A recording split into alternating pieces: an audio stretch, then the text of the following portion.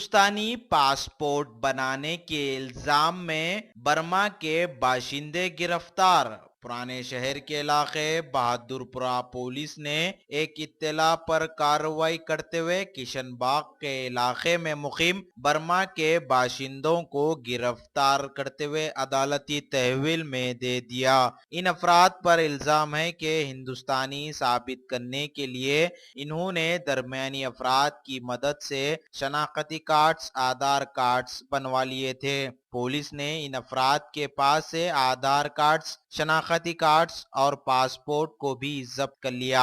मुकामी अफराद ने इनकी मदद की थी, इन्हें भी गिरफ्तार कर लिया गया। पुलिस मुख्तलिफ जावियों से तहकीकात कर रही है। मीडिया से बातचीत करते हुए बहादुरपुरा पुलिस के सर्कल इंस्पेक्टर कौशिक ने बताया।